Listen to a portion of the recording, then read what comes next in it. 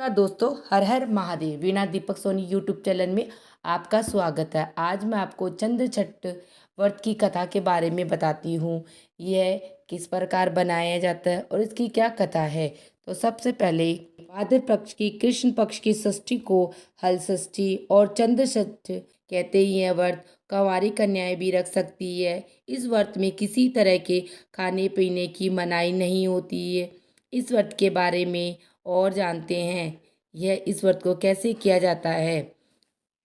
एक पाटे पे जल का लोटा रखकर उस पर रोली छिड़ककर 7 टिक्की लगाई जाती है।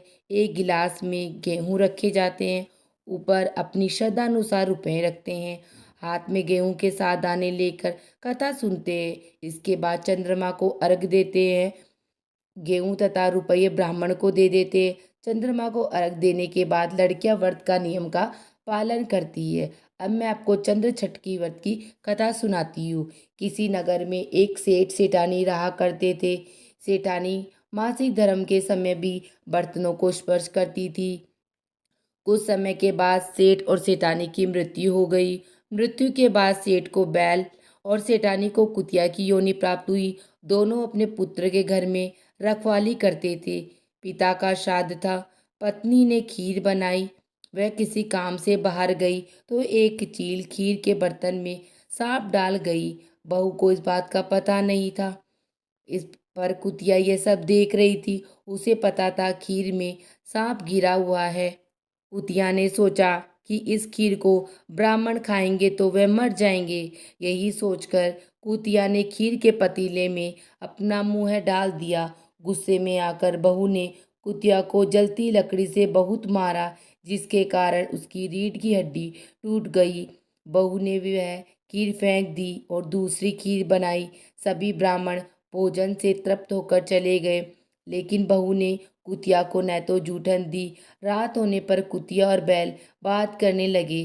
कुतिया बोली, आज तो तुम्हारा श्राद्ध था, तुम्हें तो खूब पकवान खाने को मिले होंगे, लेकिन मुझे तो आज कुछ भी खाने को नहीं मिला। उल्टा बहुत पिटाई हुई। उसने खीर और सांप की वाली बात बैल को बता दी। बैल बोला, आज तो मैं भी भूखा हूँ, कुछ भी खाने को नहीं मिला। आज तो और दोनों से भी ज़्यादा काम करना पड़ा।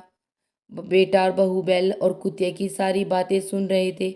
बेटे ने पंडित को बुलाकर पूछा और अपने माता पिता की योनि के बारे में जानकारी ली कि वह किस योनि में गए। पंडितों ने बताया कि आपकी माता कुतिया योनि में है, पिता बैल की योनि में गए हैं। लड़का सारी बात समझ गया और उसने पंडितों से उनकी योनि छोड़ने का उपाय पूछा। पंडितों ने सलाह दी कि भाद्र मास की कृष्ण पक्ष की षष्ठी को जब कंवारी लड़कियां चंद्रमा को अर्घ देने लगे, तब ये दोनों उस अर्घ के नीचे खड़े हो जाएं तो इनको इस योनि से छुटकारा मिल सकता है। तुम्हारी माँ ऋतुकाल में सारे बर्तनों को हाथ लगाती थी, इसी कारण इसे यह योनि मिली थी। आने वाली चंद्र षष्ठी पर लड़की ने उपरोक्त बातों का पालन किया, जिससे उसके माता पिता को कुतिया और बैल की योनि से छुटकारा मिला। इस प्रकार यह हमारी चंद्र छठ की व्रत की कथा समाप्त होती है। आप सबको मेरी कथा कहानी कैसी लगी मुझे कमेंट बॉक्स में कमेंट करके ज़रूर बताना।